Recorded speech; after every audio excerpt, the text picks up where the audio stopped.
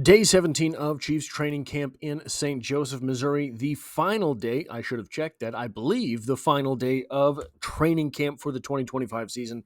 And so that means that these types of videos are done, but more videos are obviously on the way.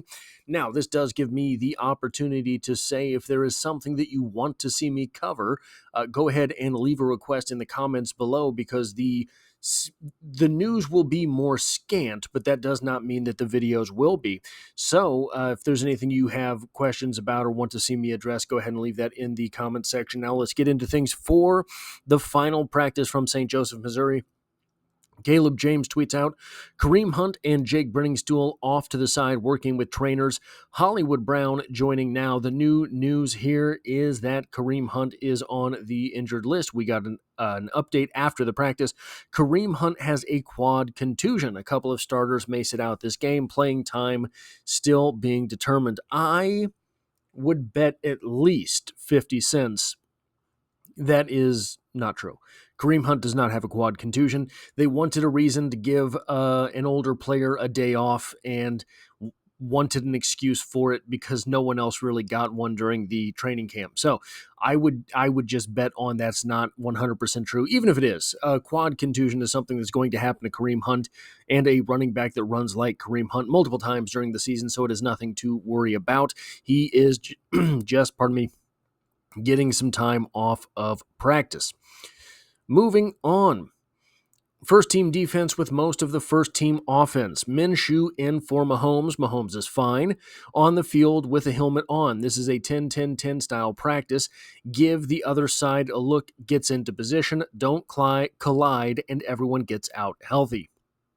That was the formula for practice today, and it sounds like that is what happened. Everyone got out healthy. That is a good thing. We are now just on that terrible countdown until the season begins, hoping that no one springs one of these anomalous injuries.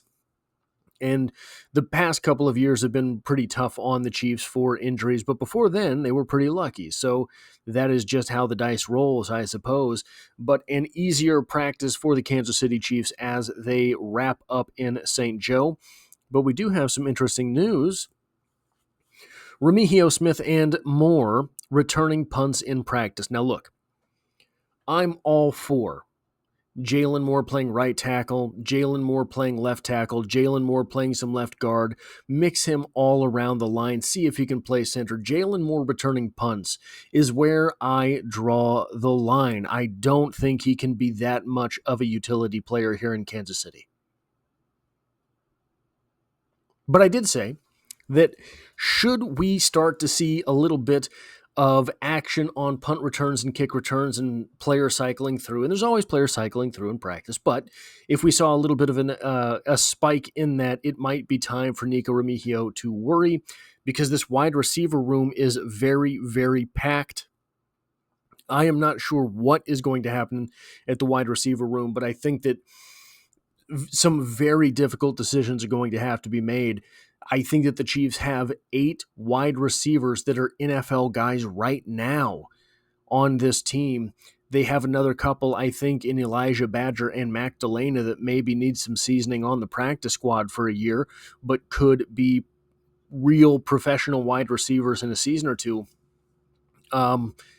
Just how do you solve that problem if not for, well, if Nico is making the team predominantly for his return abilities, because he does have, of that group, the fewest differentiated skills as far as wide receivers are concerned, right? So we talked a lot about Jason Brownlee the past few days. Jason Brownlee is a big, strong receiver with a great vertical leap and an incredible catch radius that he put on display in a back shoulder touchdown reception.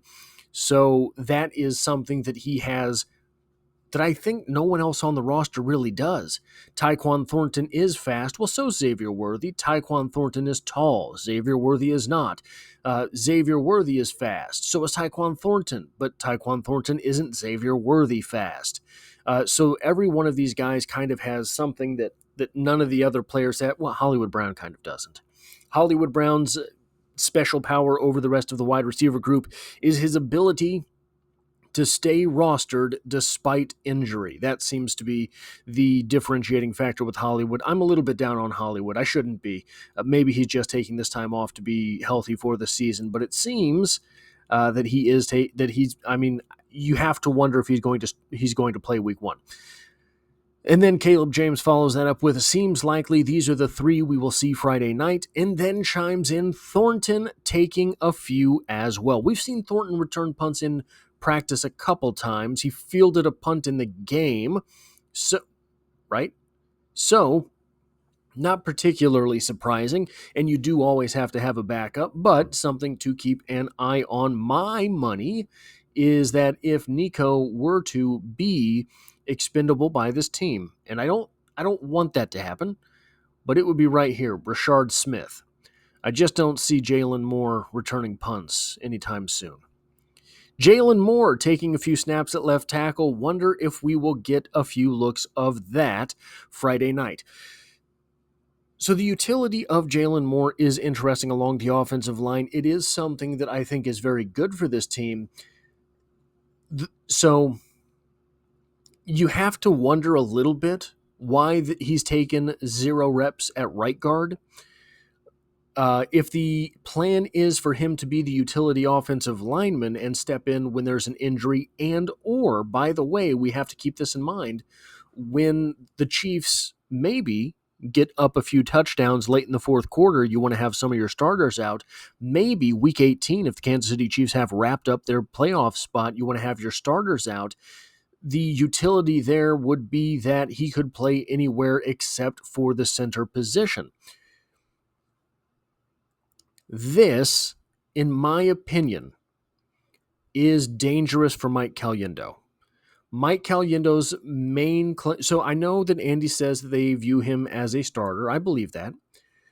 But you also have to take into account the fact that that makes him the most marketable guy on your backup line, with the exception of Jalen Moore.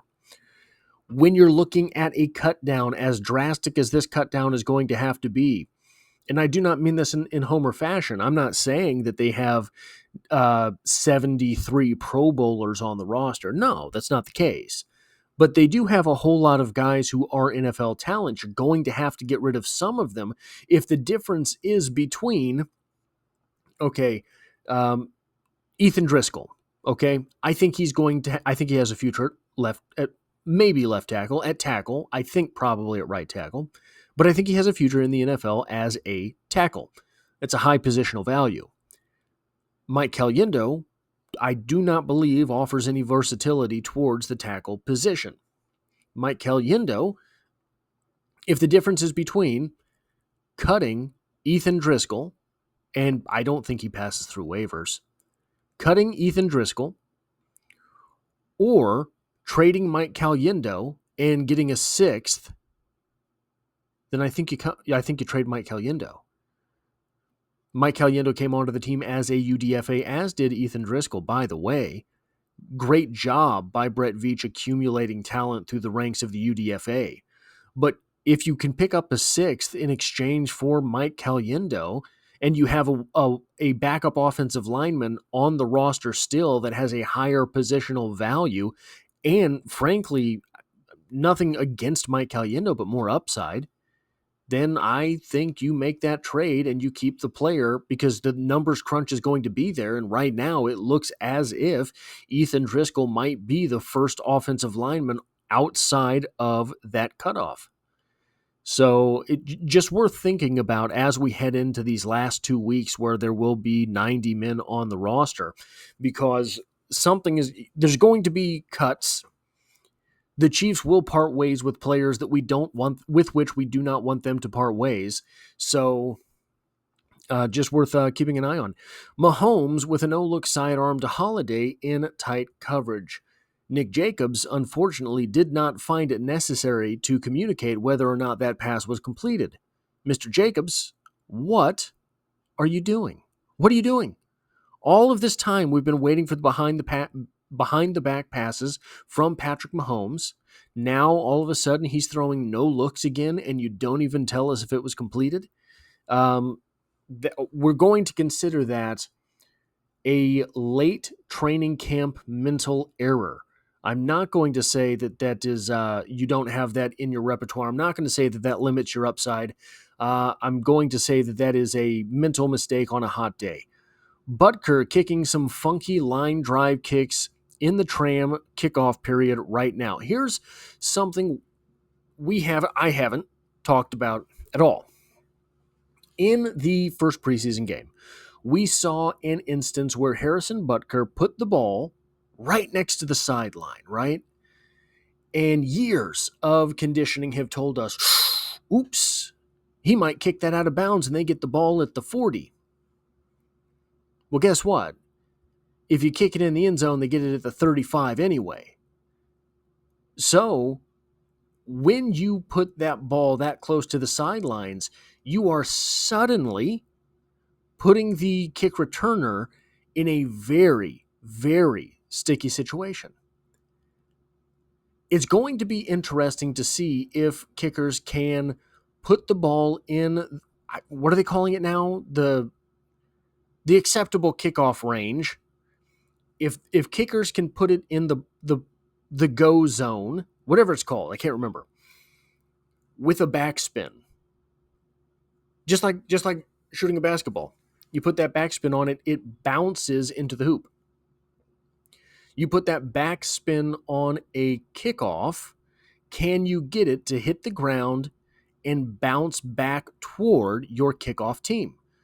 Because they are going to be completely unprepared if the ball hits the ground in that way. Now, well, why couldn't you always do that? Well, you could, but the formation for kickoff return was such that it was prohibitive because there were more players back further.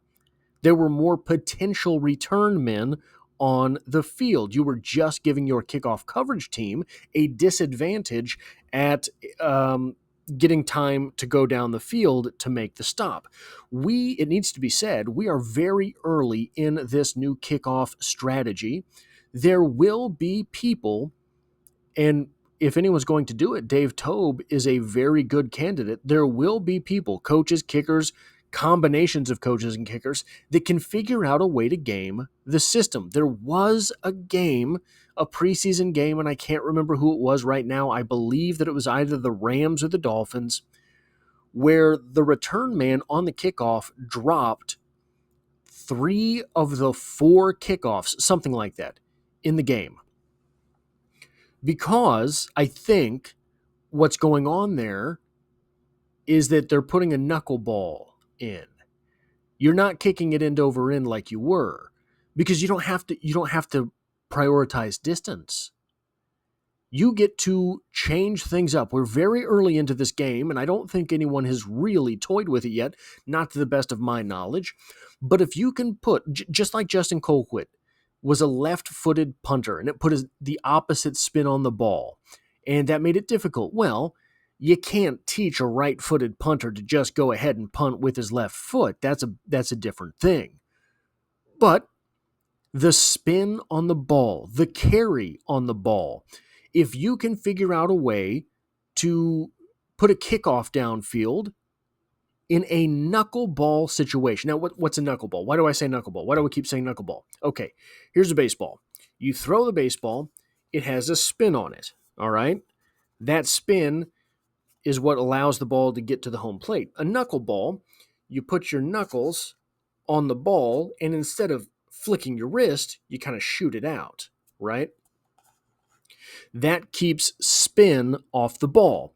When I throw the ball with a regular flick of the wrist, just like a football, it spins like this. But if I throw a knuckleball, it is not spinning, so when it spins, it cuts through the air. When it's not spinning, the ball itself moves. Now you know my dirty secret, by the way, why I'm always so perky. That sounds kind of like what is going on with these Butker kicks. Caleb James calls it a funky line drive. If you can keep the ball from spinning, they cannot predict where it will land. If they can't predict where it will land, they can't predict where they're supposed to be. So all of a sudden, because you have deprioritized, because you have negated the advantage to kicking the ball into the end zone by bringing the ball all the way out to the 35, you have incentivized figuring out different delivery systems for that ball into the appropriate section of the field. So we're going to see different iterations of this throughout the season. We're going to see, this is sort of an exciting thing, right? Like I kind of hate the new kickoff stuff. I hate that they made it, oh, well, we'll take it back to the 35 or the 30, right? That's where this all started, to decentivize putting the ball in the field of play because there's so many concussions. Fans wanted kickoff returns. The game's more exciting with kickoff returns. If you don't have kickoff returns, that entire play is just wasting everyone's time. So let's figure something else out. Well, let's put these two teams basically face to face on the line and say that you can't kick it in this certain area, which completely gets rid of onside kicks. I don't like that. But we're going to get to see iterations of football. We're going to get to see ideas at work. Another thing I hate, and I do hate this, I absolutely hate this. There's no more fake field goals. There's no more fake field goals. That's not a 2-point conversion anymore. What are you gonna put the ball where you kick a extra point from now and run a fake field goal play and expect to get in from further out? No. So I do hate that as well. But anyway, I'm just rambling about special teams at this point. What else do we have? Not much. So Andy Reid said there's a good chance Patrick Mahomes doesn't play this week. I think that's upsetting. I think that's upsetting for, well, obviously as a fan, I want to see Patrick Mahomes, but I think that's upsetting for, not because Patrick Mahomes needs the practice, but because everyone else on the offense needs the practice, needs the opportunity to make the team. Now, this does, I think, further the argument that Jason Brownlee is being counted on to be a part of this team. I stood on that soapbox in the aftermath of the Cardinals preseason game, because I don't think it's arguable after that pass, being out there with the ones, being the only read on that play to get Patrick Mahomes off the field. I thought it was signed, sealed, delivered right there. Jason Brownlee was a member of the 2025 Kansas City Chiefs initial roster. I think this makes that even more clear, because what this is saying really is they are not in the mood to play with Patrick Mahomes' time this preseason. They are not in the mood to take any risks, to take any chances, to do anything that might put Patrick Mahomes' availability into question. So the fact that he was out there throwing that pass to that wide receiver, I think this further goes to say, yeah, he's probably going to be on the 53. Now, what does that mean? Does that mean he gets 5 snaps per game? Probably, if that. Right? You start looking at the snap counts down the roster for wide receivers on the Kansas City Chiefs in the past, and it gets pretty ugly pretty quick.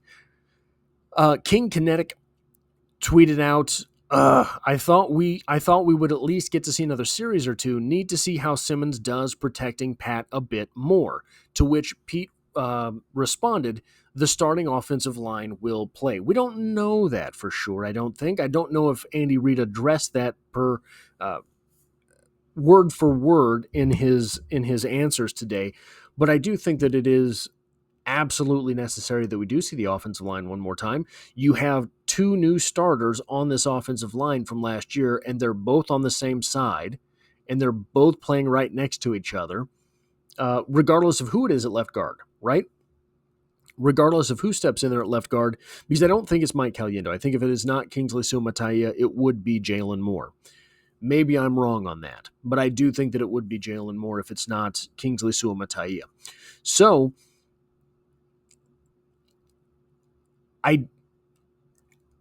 Trey Smith and Jawan Taylor could take the week off as far as I'm concerned, but Creed Humphrey, Kingsley Suamataia, Josh Simmons, I think, need to be on the field together, getting some things ironed out.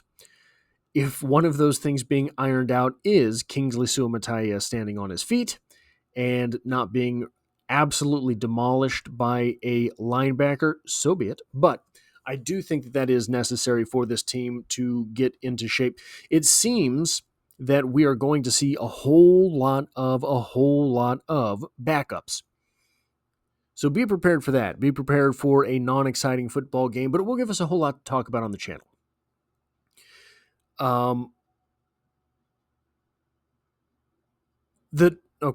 So the second preseason game